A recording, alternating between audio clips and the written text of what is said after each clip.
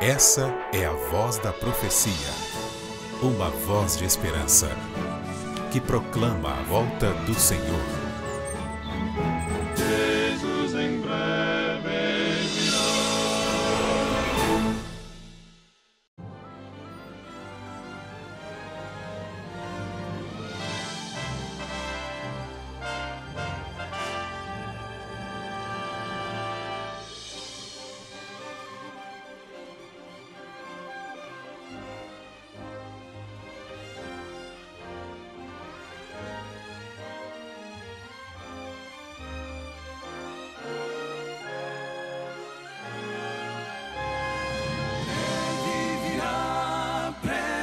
virá.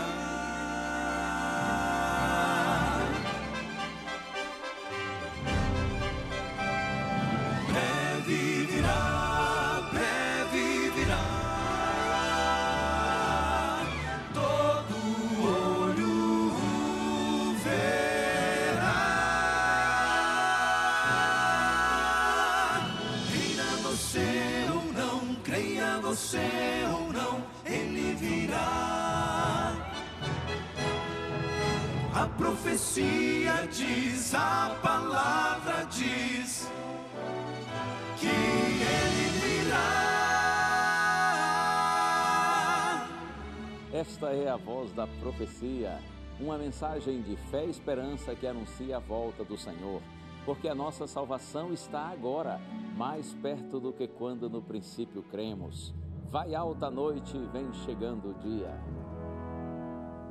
Servos de Deus, a trombeta tocai, breve Jesus voltará. A todo mundo a mensagem levai, breve Jesus voltará. Breve virá, breve virá, breve Jesus voltará.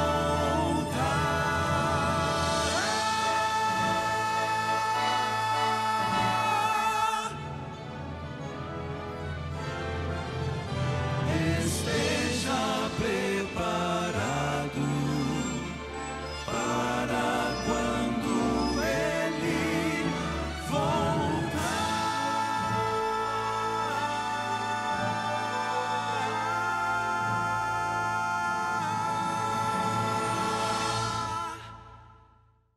O programa A Voz da Profecia começa sempre com essa mensagem de esperança, com a certeza de que nosso Senhor Jesus Cristo, em glória e majestade, logo virá para buscar a sua igreja e Ele vai reunir os seus filhos e vai levá-los para a casa do Pai. Que essa bendita esperança cada dia esteja mais viva, real e presente na sua vida.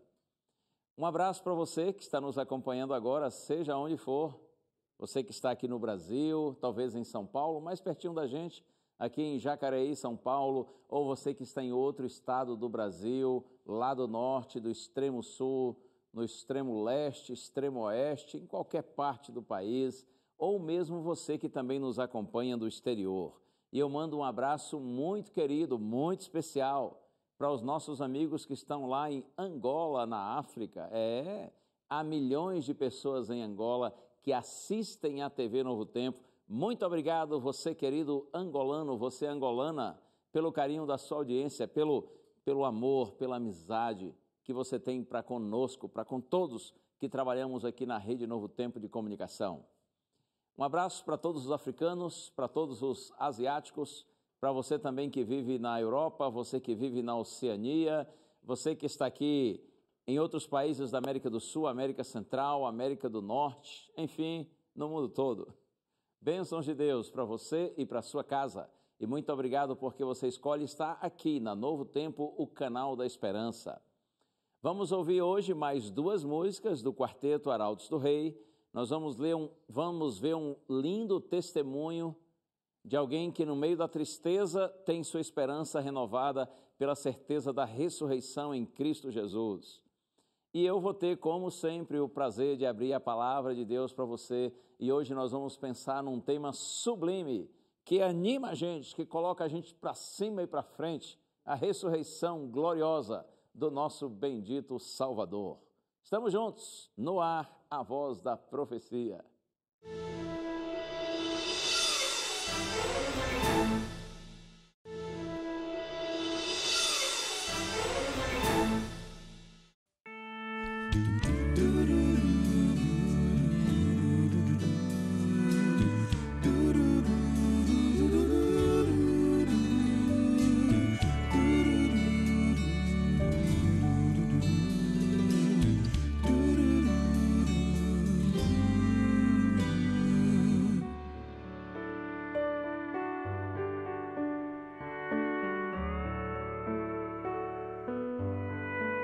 Se você se desanimou, se o dia nem foi tão bom, se parece que a situação não tem mais jeito, se você até se cansou de esperar por algo melhor, pense um pouco além desse instante, pense nas bênçãos que recebeu.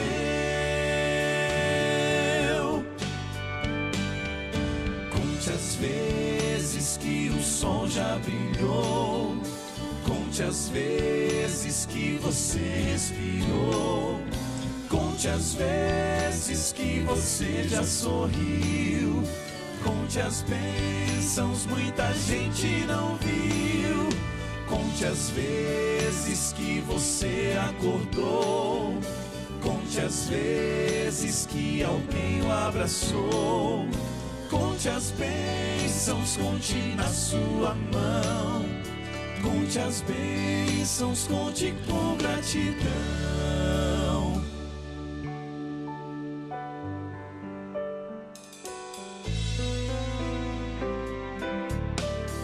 Se alguns dias são duros demais, se o sono demora a chegar, se você procura respostas e não encontra,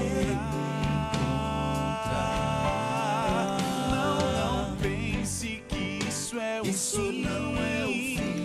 Não desista tão cedo assim, pois o Deus que cuida das aves é quem vai cuidar de você e de mim. Não cai uma lágrima sem que ele não saiba, nele há poder pra curar sua alma. O futuro está em suas mãos, ele é o dono do seu coração.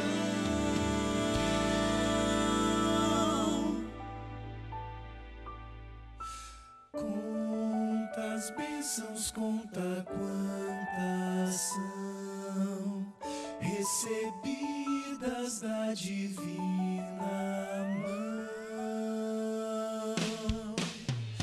Conte as vezes que o sol já brilhou, conte as vezes que você respirou, conte as vezes que você já sorriu, conte as bênçãos, muita gente não viu. Conte as vezes que você acordou, conte as vezes que alguém o abraçou. Conte as bênçãos, conte na sua mão. Conte as bênçãos, conte nas duas mãos. Conte agora, conte agora, conte agora, conte agora, mas conte com gratidão, com gratidão.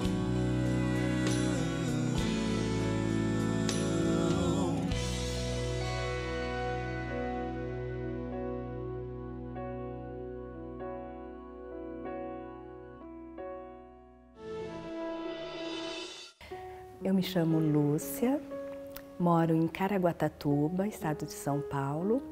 Tenho um filho e um neto que hoje a minha função é cuidar dele. O céu, imagina um jardim muito lindo, perfeito, as flores sem espinhos, uma paz, tranquilidade, calma. É o que eu imagino e o que eu espero. Eu espero primeiramente olhar para Deus e louvá-lo, agradecer por aquele momento. E em seguida reencontrar meu esposo, meu pai. Eu perdi meu pai com 11 anos de idade. Então nessa fase é muito difícil para uma adolescente ficar sem a figura que ela mais ama na vida. E o meu esposo foi mais difícil. Eu convivi com ele 34 anos da minha vida e ele faleceu no dia 27 de julho de 2017. Ele saiu para trabalhar, ligou para mim às 8h30 da noite, falando que ia se atrasar, que estava um pouquinho distante ainda, que ia se atrasar. E quando foi 11h30, eu recebi a notícia que ele tinha sofrido um acidente fatal. Então eu ainda estou em fase de recuperação dessa perda. Mas o que me dá força para continuar é a certeza que eu vou reencontrá-lo. Nós nos batizamos juntos. Depois de um tempo começamos a namorar, casamos. E depois de uns 10 anos de casado, meu marido se afastou de Deus, se afastou do caminho. E eu orei pelo retorno dele 15 anos. Depois desses 15 anos, ele retornou para Jesus. Ele sofreu um infarto, teve um AVC pós-cirúrgico, ficou 30 dias sem falar. Durante esses 30 dias, antes de eu sair para o serviço, eu fazia os curativos, dava medicação e colocava ele na frente da Novo Tempo. Ele ficava lá o dia inteiro. E passando os 30 dias, a primeira coisa que ele falou, eu quero ir à igreja. Foi numa terça-feira, na quarta-feira, no culto de oração, nós fomos à igreja e ele agradeceu a Deus por estar ali. No sábado ele quis ir de novo e pediu para ser rebatizado. Estava com quase 10 anos que ele tinha voltado para a igreja quando ele sofreu o acidente. Como viver a partir dali?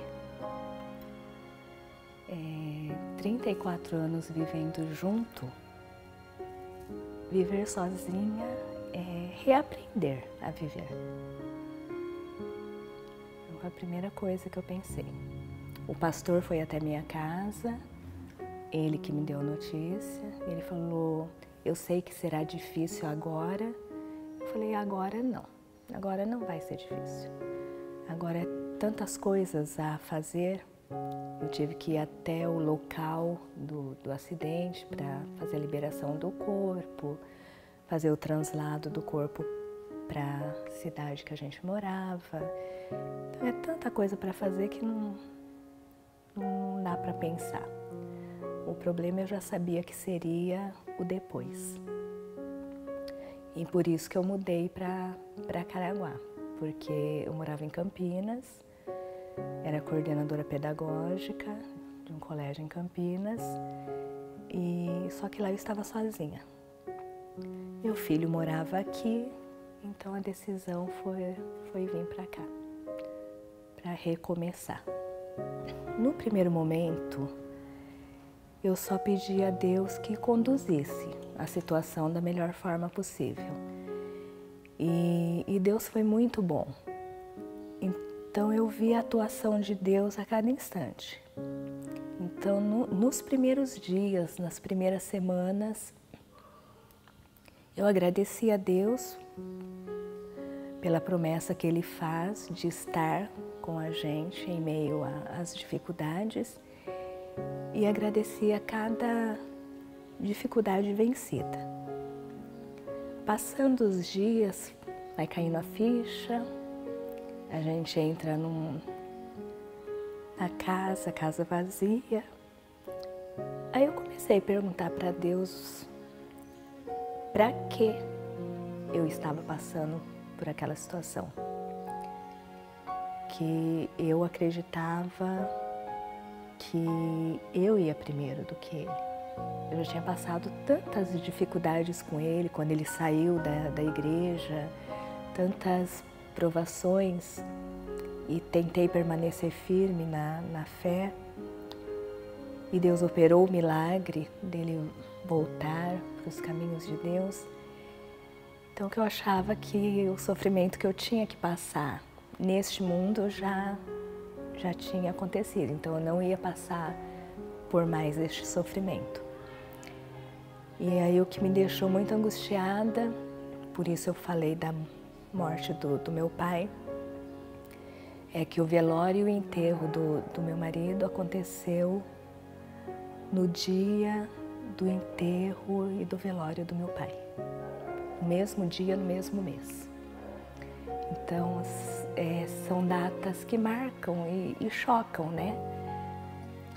E então eu me pergunto isso até hoje.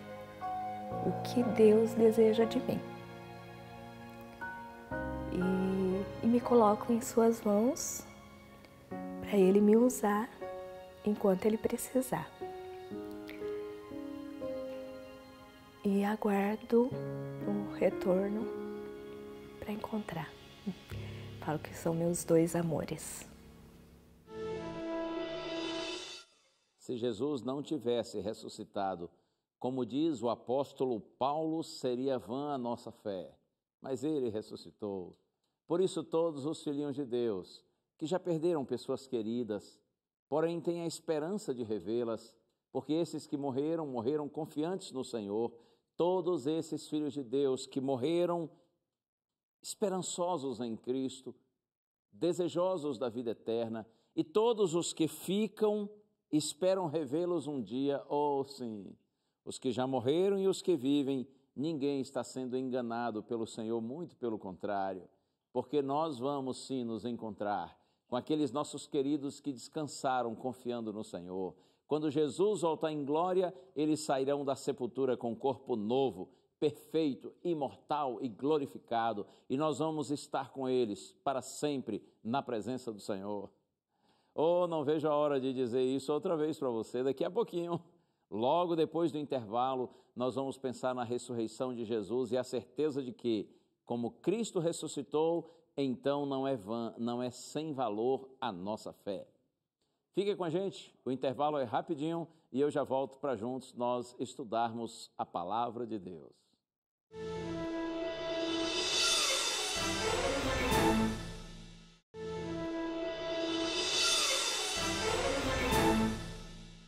Já estou de volta com você e muito obrigado pelo carinho de sua audiência, muito obrigado porque você está aí para juntos nós estudarmos a palavra de Deus. Mas antes de abrir a Bíblia, eu gosto sempre de lhe oferecer esse presente, o DVD de estudos bíblicos Paulo, o Mensageiro da Cruz. Esse é um material que tem como propósito ajudar você a ter um conhecimento mais profundo da Bíblia, da palavra de Deus. Paulo é o escritor que mais textos tem no Novo Testamento. Eu tenho certeza que esses escritos de Paulo, eles trazem assim mensagens de Deus muito profundas. Paulo foi um teólogo e ele sintetizou e sistematizou os ensinos cristãos.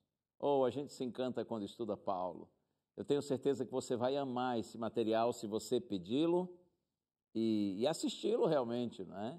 Com oração, pedindo a Deus sabedoria e discernimento. Você quer ter esse DVD? Peça que a gente lhe manda, é só você entrar em contato conosco, seja pelo telefone, o nosso número 0 operadora 12 21 27 31 21. Você liga no horário comercial e fala com a Escola Bíblica. Outra possibilidade é você mandar mensagem pelo WhatsApp. Nosso número 12981001615. Aí a gente vai fazer o contato com você depois de recebermos sua mensagem, para que tenhamos os seus dados e enviemos esse presentinho especial para você através do correio, tá bom? E outra possibilidade é você solicitar esse e outros materiais através das redes sociais do nosso programa que você vê aí na sua tela. Eu quero orar com você agora para juntos nós meditarmos um pouquinho na palavra do Senhor, porque eu tenho certeza que Deus tem uma mensagem hoje especial para falar para você e para mim também, para nós todos que estamos aqui prontos para buscá-lo. Vamos orar então juntos ao Senhor.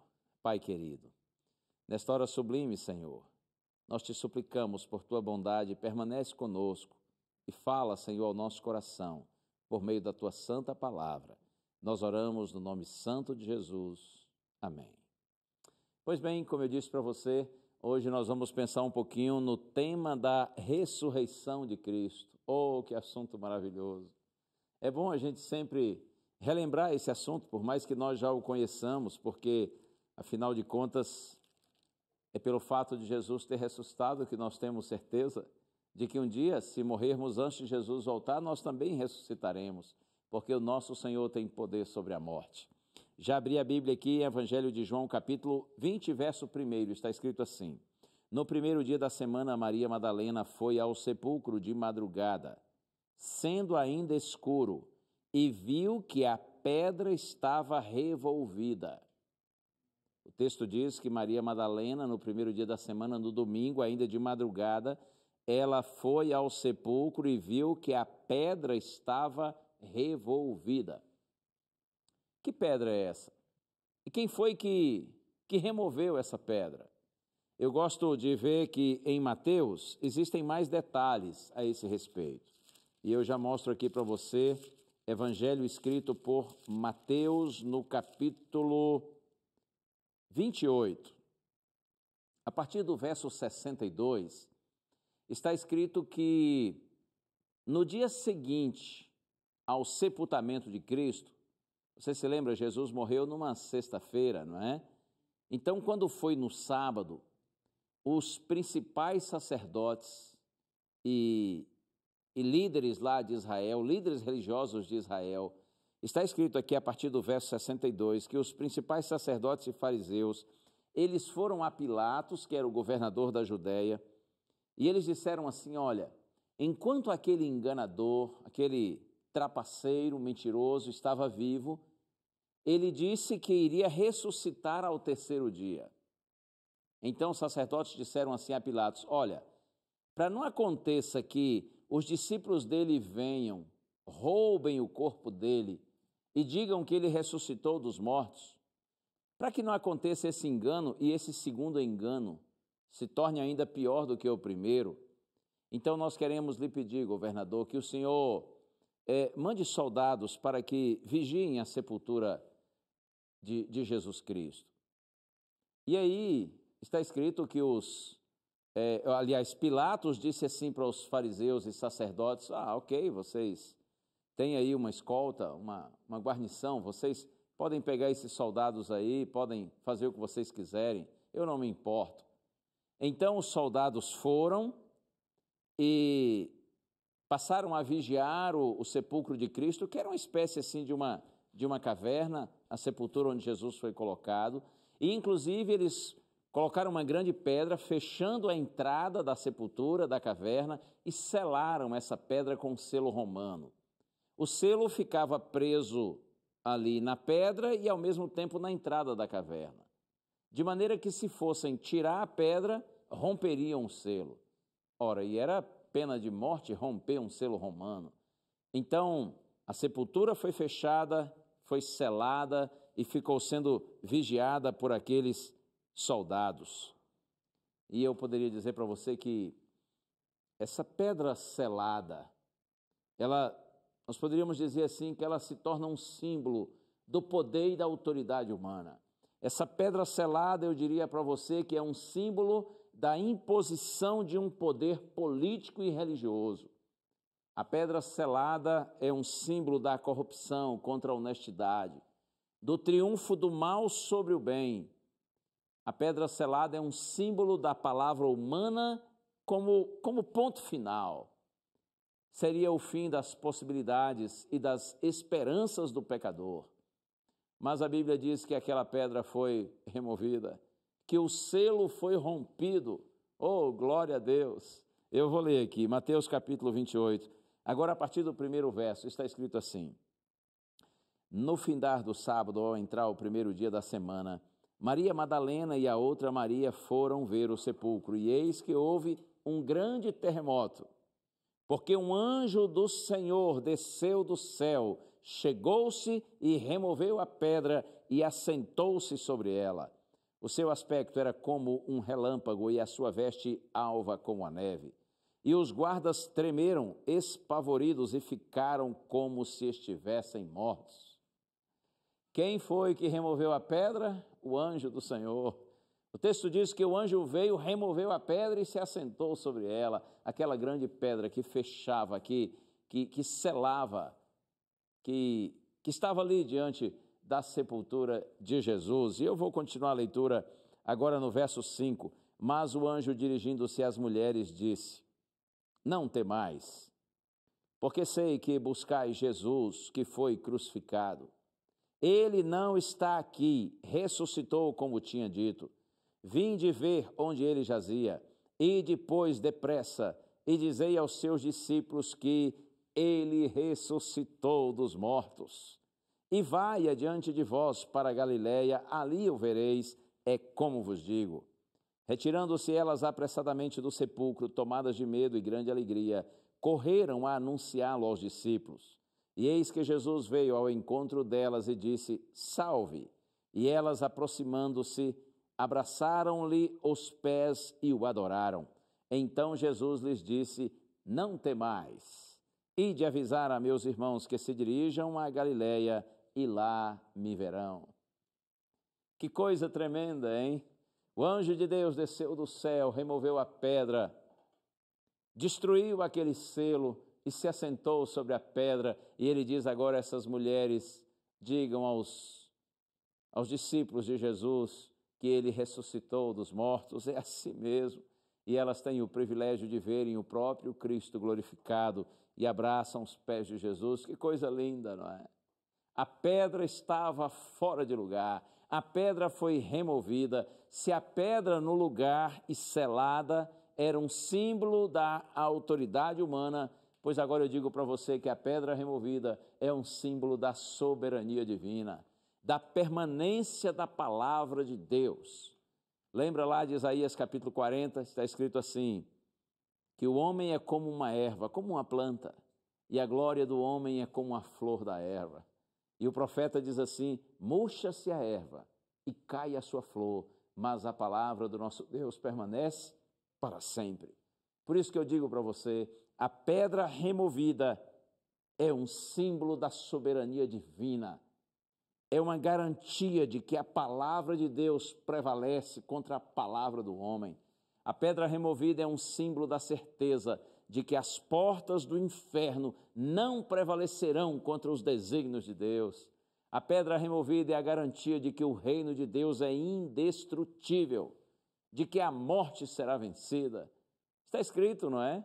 Que o último inimigo a ser vencido é a morte. Primeira carta de Paulo aos Coríntios, capítulo 15, verso 26. Aquela pedra removida é uma garantia de que as possibilidades, esperanças humanas são reais, de que o drama humano vai acabar. A pedra removida é uma garantia da nossa salvação. Louvado seja o nome do Senhor. E depois desse texto que nós lemos aqui de Mateus, até o verso 10, a partir do verso 11, está escrito que os guardas, depois que Jesus ressuscitou e que eles conseguiram se refazer, eles foram à cidade, eles contaram aos sacerdotes o que havia acontecido, e os sacerdotes de Israel deram dinheiro, muito dinheiro àqueles guardas para que eles mentissem, para que eles dissessem que durante a noite os discípulos de Jesus vieram e roubaram o corpo do Senhor. Quem realmente era quem eram os mentirosos, né? Quem eram os trapaceiros, esses falsos líderes religiosos. Essa versão falsa, mentirosa, Mateus diz aqui que ela se divulgou entre os judeus. Essa mentira se espalhou, mas olha, o mundo teria que saber. Deus não permitiria que a mentira triunfasse sobre a verdade. Por isso que aqui nos 4 evangelhos, na palavra de Deus, Mateus, Marcos, Lucas e João, a gente vê claras referências a respeito da ressurreição de Jesus. Quando a gente vai ao livro de Atos dos Apóstolos, a gente vê também, muitas vezes, os apóstolos falando que Jesus Cristo ressuscitou dos mortos. Em todas as cartas, em todas as epístolas, sejam de Paulo ou de outros apóstolos, a ressurreição de Cristo também é mencionada. No livro do Apocalipse, o último livro da Bíblia, a ressurreição de Cristo também está sendo mencionada. Oh, louvado seja o Senhor! Jesus ressuscitou dos mortos. A ressurreição de Cristo tinha um lugar central na vida e na pregação dos apóstolos e, na verdade, de todos os primeiros crentes. Por isso, esses filhos de Deus viveram, essa mensagem eles pregaram, e inclusive muitos deles, por causa dessa mensagem, foram mortos, foram assassinados, foram martirizados, mas eles pregaram com entusiasmo. Você se lembra da reação dos apóstolos quando Jesus foi preso? Quando Jesus foi julgado, durante a sua execução na cruz, quando Jesus foi levado para a sepultura, você se lembra a reação dos apóstolos? Como eles fugiram, como eles se esconderam, ficaram assustados, apavorados, tristes, fechados dentro de portas trancadas. Essa foi a reação deles quando Jesus foi preso e quando Jesus morreu. Mas você já viu a reação dos apóstolos após a ressurreição? Oh, eles se tornaram tão ousados após a ressurreição quanto eram covardes antes dela. Oh, sim. E qual é a explicação para essa mudança de atitude? Será que passaram a pregar a ressurreição de Cristo porque estavam, assim, interessados em, por exemplo, ganhar dinheiro com esse assunto? Eles faziam desse tema da ressurreição de Cristo um meio de enriquecerem, de prosperarem financeiramente? Claro que não. Os apóstolos não tinham dinheiro, quase todos eles eram pobrezinhos, eles viveram e morreram pobres. Eles não tinham nenhum interesse financeiro com essa pregação. E você me dirá assim, mas qual seria então o interesse deles? Será que eles buscavam poder? Será que eles queriam se destacarem assim com uma certa autoridade, com certo poder, porque falavam a respeito desse assunto? Claro que não. Ora, eles davam todo o crédito a Cristo. Os apóstolos falavam da ressurreição de Cristo e davam toda a glória a Jesus. Os apóstolos não chamavam atenção para si mesmos. O tema da pregação deles era Cristo, a salvação em Cristo, o Cristo que morreu e ressuscitou. Os apóstolos não estavam interessados em poder, em ter autoridade. Qual seria então a razão por que pregaram a ressurreição? Será que eles buscavam popularidade? Buscavam fama, status? Ora, se essa pregação gerava tanta oposição, se essa pregação causava tanto desconforto em muita gente, e por causa dessa pregação da morte e ressurreição de Cristo, eles foram presos, incompreendidos, perseguidos e até morreram por causa desse assunto. Eles não estavam buscando fama, buscando popularidade, buscando status.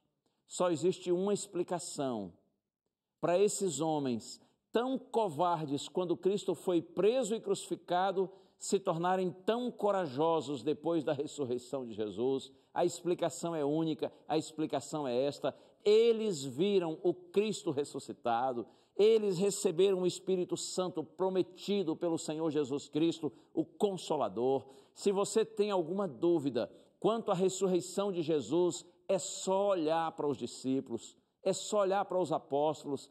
e você verá, através do exemplo deles, de que de fato eles viram o Cristo ressuscitado. Glória a Deus por isso. Mas olha, tudo o que aconteceu, Jesus já havia profetizado. E eu faço questão de ler esse texto com você, porque é muito bonito. Está aqui, João capítulo 16, a partir do verso 20. Pouco antes de Jesus ser preso e ser levado para a cruz, Jesus disse essas palavras. João 16, 20, em verdade vos digo, que chorareis e vos lamentareis, e o mundo se alegrará, vós ficareis tristes, mas a vossa tristeza se converterá em alegria. Eu digo para vocês, falou Jesus, vocês vão chorar, vocês vão se entristecer. O mundo vai se alegrar, por conta da ignorância das pessoas, da dureza do coração delas, da falta de entendimento delas. Jesus disse, quando eu morrer, o mundo vai se alegrar, vocês vão chorar, vocês vão se entristecer, disse Jesus, mas a vossa tristeza se converterá em alegria. E agora ouça o que Jesus diz, a mulher, quando está para dar à luz, tem tristeza, porque a sua hora é chegada, mas depois de nascido o menino, já não se lembra da aflição, pelo prazer que tem de ter nascido ao mundo um homem. Uau, que coisa linda! Jesus disse, você já viu a mulher quando está para dar à luz? Na hora ela sente tristeza, porque ela sabe que dói, que machuca, ela sabe que ela vai sofrer, mas depois que o menino nasce, a sua alegria é grande, a sua alegria é incomparável, porque ela sabe que trouxe um menino ao mundo, que ela deu à luz a uma criança. E agora essa mãe que sofreu tanto para dar à luz, ela pega seu filhinho no braço, ela começa a conviver com essa criancinha que até parece com ela. Oh, que coisa linda, não é? A maternidade, a paternidade. Quem tem filho aí sabe do que eu estou falando. Foi isso que Jesus disse. Na hora de nascer o filho, a mãe sofre. Mas depois que o filho nasce, a mãe se alegra pela criancinha que ela gerou e que colocou no mundo. Assim também, disse Jesus, vocês vão sentir tristeza, mas depois vocês voltarão a sentir alegria. E o verso 22, assim também agora vós tendes tristeza, mas outra vez vos verei, o vosso coração se alegrará e a vossa alegria ninguém poderá tirar. Glória a Deus. Vocês vão sentir tristeza, mas outra vez vocês me verão. Jesus aqui, é claro, está se referindo à sua ressurreição. Eu vou ressuscitar, vocês me verão de novo. E olha, outra vez vocês sentirão alegria. E essa alegria, disse Jesus, ninguém poderá tirar. Ainda que eles fossem perseguidos, incompreendidos, zombados, desprezados, maltratados, ainda que eles fossem assassinados, Jesus disse, essa alegria de vocês o mundo não vai conseguir tirar. E não foi exatamente isso que aconteceu. Na morte de Cristo, tristeza, dor, frustração, decepção, mas depois que Jesus ressuscita, a gente vê a vida dos apóstolos completamente renovada, completamente transformada. Lembra de Pedro, o seu primeiro sermão, depois que Jesus ressuscitou, depois que o Espírito Santo desceu sobre Pedro e sobre os demais apóstolos? Você se lembra o ousado, destemido, corajoso sermão de Pedro? Nos primeiros capítulos do livro de Atos dos Apóstolos, a gente vê Pedro apresentando palavras tão firmes, tão fortes, em relação a Jesus, sua morte e ressurreição. Está aqui, por exemplo, Atos capítulo 2, vou ler aqui, começando no verso 22, varões israelitas, aqui Pedro está pregando, atendei a estas palavras, Jesus o Nazareno, varão aprovado por Deus diante de vós com milagres, prodígios e sinais, aos quais o próprio Deus realizou por intermédio dele entre vós, como vós mesmos sabeis, sendo este entregue pelo determinado desígnio e presciência de Deus, vós o matastes, crucificando-o por mãos de iníquos, ao qual, porém, Deus ressuscitou, rompendo os grilhões da morte, porque não era possível fosse ele retido por ela. Jesus ressuscitou, diz Pedro, com toda a convicção, diante dos líderes religiosos de Israel, e aqueles homens não poderiam negar esse fato, porque eles sabiam que isto era verdade. Jesus ressuscitou, ele venceu, Pedro diz, os grilhões da morte, porque não era possível fosse ele retido pela morte. Agora aqui no verso 32, a esse Jesus Deus ressuscitou, do que todos nós, diz Pedro, somos testemunhas. E no verso 36, esteja absolutamente certa, pois toda a casa de Israel, de que a este Jesus que vós crucificastes, Deus o fez Senhor e Cristo. Oh, aleluia! Os apóstolos não tinham dúvida de que Jesus havia ressuscitado. E mesmo os sacerdotes e fariseus também não. Eles sabiam que isso era real, eles não tinham como negar. Por isso que eu disse para você, e repito, se você tem alguma dúvida quanto à ressurreição de Jesus, estude a Bíblia e veja as palavras, as reações, as atitudes, sobretudo dos discípulos, dos apóstolos de Jesus. Vê a diferença das atitudes deles antes e depois da ressurreição. E você verá que a ressurreição de Jesus é real. Outro que fala bastante a respeito da ressurreição de Cristo é Paulo, o apóstolo. E talvez de toda a Bíblia, o texto mais rico em relação à ressurreição de Jesus, talvez seja esse aqui, primeira carta aos Coríntios, capítulo 15. Aqui Paulo fala não só sobre a ressurreição de Jesus, mas também sobre a nossa ressurreição. Se nós morrermos antes de Jesus voltar, nós também, diz Paulo, seremos ressuscitados juntamente com Cristo. No momento da segunda vinda de Cristo, os que morreram confiantes nele vão ressuscitar, mas vão ressuscitar com um corpo novo, perfeito, imortal e glorificado. Olha aqui, por exemplo, 1 Coríntios capítulo 15, verso 3. Antes de tudo vos entreguei o que também recebi, que Cristo morreu pelos nossos pecados, segundo as Escrituras, e que foi sepultado e ressuscitou ao terceiro dia, segundo as Escrituras, e apareceu a Cefas, e depois aos 12, e depois foi visto por mais de 500 irmãos, de uma só vez, dos quais a maioria sobrevive até agora, porém alguns já dormem. Que coisa tremenda! Paulo diz, Jesus morreu, mas ele ressuscitou, e ele foi visto por mais de 500 irmãos de uma só vez. Quer ver mais um texto aqui, começando no verso 20. De fato, Cristo ressuscitou dentre os mortos, sendo ele as primícias dos que dormem. Visto que a morte veio por um homem, também por um homem veio a ressurreição dos mortos. Porque assim como em Adão todos morrem, assim também serão todos vivificados em Cristo, cada um, porém, por sua própria ordem. Cristo as primícias, depois os que são de Cristo na sua vinda. E então virá o fim, quando ele entregar o reino ao Deus e Pai, quando houver destruído todo o principado, bem como toda a potestade e poder. Porque convém que ele reine, até que haja posto todos os inimigos debaixo dos seus pés. O último inimigo a ser destruído é a morte. Glória a Deus! Nós, filhos de Deus, não desejamos a morte, claro que não, mas nós também não precisamos temê-la. Porque, de acordo com a palavra de Deus, nem a morte pode nos separar do amor de Deus, que está em Cristo Jesus, nosso Senhor. Nós, filhos de Deus, sabemos que a morte é apenas uma interrupção temporária da vida.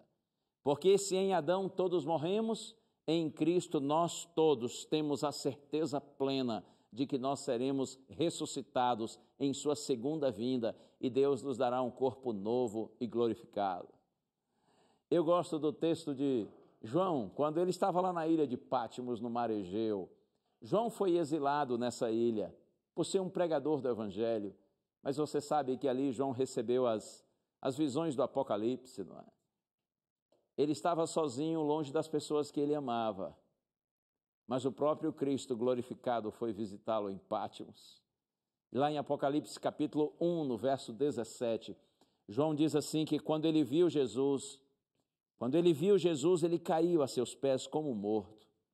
Mas João diz assim: então ele tocou-me com sua mão direita e disse assim: não temas, porque eu sou o primeiro e o último, aquele que vive. Estive morto, disse Jesus, porém eu vivo pelos séculos dos séculos e tenho as chaves da morte e do inferno. Bendito Cristo! Eu sou, disse Jesus, o primeiro e o último. Eu sou aquele que vive. Verdade que eu estive morto, porém eis que vivo pelos séculos dos séculos e tenho as chaves da morte e do inferno. Quando Jesus diz que ele tem as chaves da morte, significa que ele tem autoridade sobre a morte e também sobre o inferno. Inferno aqui é a palavra grega Hades, que significa morada dos mortos ou sepultura. Jesus está dizendo assim: eu tenho poder sobre a morte, eu tenho poder sobre a sepultura. Você não precisa ter medo, você não precisa se desesperar, porque assim como eu ressuscitei, vivo e vivo pelos séculos dos séculos, se você crê em mim, você também viverá, porque eu tenho poder sobre a morte e sobre a sepultura. Significa dizer que a sepultura não é nossa morada definitiva. Oh, não! A morada definitiva dos filhos de Deus é a casa de Deus, é a casa do Pai. Um dia, ainda que a gente desça à sepultura, se Jesus não voltar antes, ainda que a gente morra, nós não precisamos ter medo, porque o Senhor nos tirará da sepultura com um corpo novo, perfeito, imortal, glorificado e eterno. Louvado seja o Senhor. Creia nessa palavra. Isto é palavra de Deus. Você não precisa, você não pode, você não deve duvidar. Que Deus lhe abençoe. Chegou a hora da gente ouvir a música.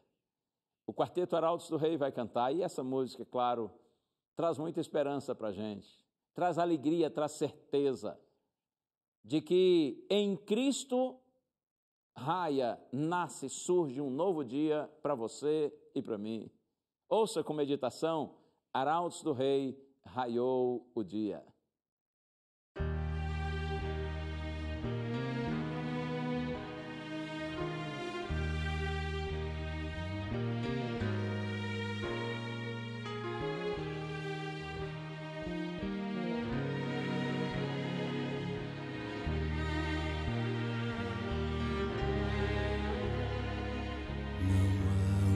Fazer, nem nada dizer, perderam o amigo melhor. E agora calou quem tanto falou, e assim foi que tudo acabou. Os planos sonhados, agora frustrados, se foram quando ele morreu. A dor no jardim, a tristeza sem fim. Oh, como a noite custou para mim. Raiou o dia e a noite chegou ao fim. A tumba então se abriu e a fé ressurgiu. Raiou o dia e o sol despontou, enfim. A vida então brilhou quando o dia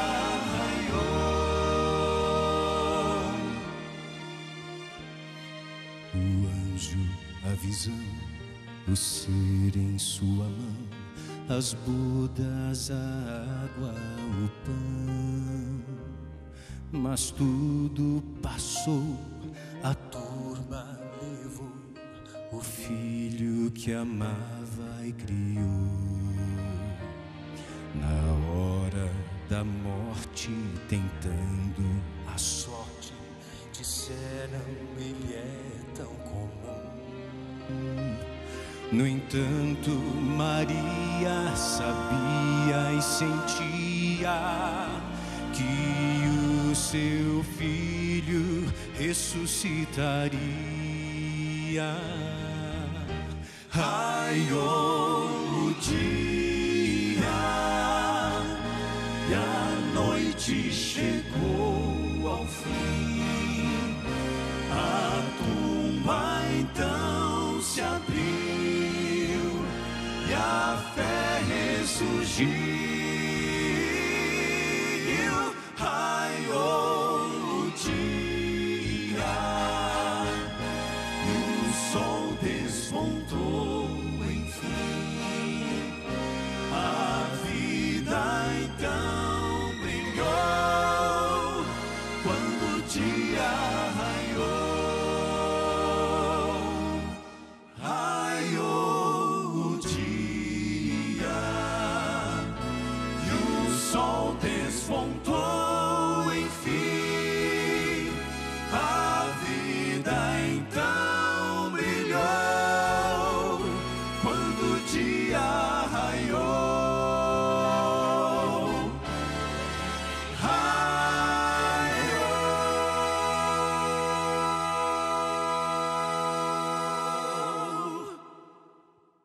Maravilha, maravilha. Muito obrigado, amigos, por essa música tão linda. É assim, raiou um novo dia quando Jesus saiu da sepultura, quando Jesus ressuscitou. Porque Ele ressuscitou, não é vã a nossa fé. Eu estava há pouco me lembrando das palavras de Jó. Lembra a história de Jó? Uma antiga história bíblica. Um homem que viveu há muito tempo atrás, no auge de seu sofrimento, expressando sua confiança em Deus. Há um momento quando ele diz assim, isso está no livro de Jó, capítulo 19, ele diz assim: quem me dera fossem agora minhas palavras registradas num livro, quem me dera fossem esculpidas com pena de ferro e de chumbo numa rocha, quem me dera minhas palavras fossem gravadas. E que palavras são estas? Ele diz assim: porque eu sei que o meu Redentor vive e por fim se levantará sobre a terra, e depois de consumir dessa minha pele, ainda no meu corpo eu verei a Deus, vê-lo-ei por mim mesmo, os meus olhos o contemplarão. O desejo de Jó foi cumprido. Suas palavras foram escritas num livro, no livro dos livros. Suas palavras foram escritas numa rocha que se move. A palavra de Deus espalhada por todas as partes do mundo. Em todos os séculos, já há muitos séculos, a palavra de Deus registra a confiança de Jó quando diz: porque eu sei que o meu Redentor vive e por fim se levantará sobre a terra. Tomara que essa confiança que Jó expressou seja também a sua confiança. O seu Redentor vive. Nós não adoramos um Cristo morto, nós não temos um Deus morto, nós temos um Deus vivo, porque Ele ressuscitou dos mortos. Ele está intercedendo no santuário celestial hoje, por você e por mim. E por sua bondade e poder, um dia Ele voltará para buscar a sua igreja e nós estaremos juntos em sua eterna presença. Que Deus abençoe você, que o Espírito Santo continue cada dia agindo mais na sua vida, lhe conduzindo para Deus, lhe conduzindo para a sua palavra, para que através da palavra de Deus e da obra do Espírito Santo, você possa viver com esperança e com certeza de que seu Cristo vive, e porque Ele vive, um dia nós também viveremos e estaremos com Ele em sua eterna presença. Deus seja louvado. Vamos orar? Pai querido, como é bom saber, Senhor, que o nosso Cristo vive, intercede por nós e voltará para nos buscar. Louvamos-te, Senhor, porque não é vã a nossa fé, porque estamos alicerçados não em palavra de homem, mas na palavra do Senhor, e o Senhor não é homem para que minta. O Senhor prometeu que morreria e morreu, que ressuscitaria e ressuscitou. O Senhor prometeu que intercederia e está intercedendo por nós, e certamente cumprirás tua promessa e virás para buscar a tua igreja. Nós te esperamos, Senhor. Maranata, ora vem, Senhor Jesus. Em nome desse Cristo bendito nós oramos. Amém. Amém, amém. Muito obrigado por você participar conosco desse momento tão especial. É um privilégio sempre para mim poder lhe apresentar a palavra de Deus. E a gente se vê no próximo programa. Fica com Deus. Um abraço. Tchau.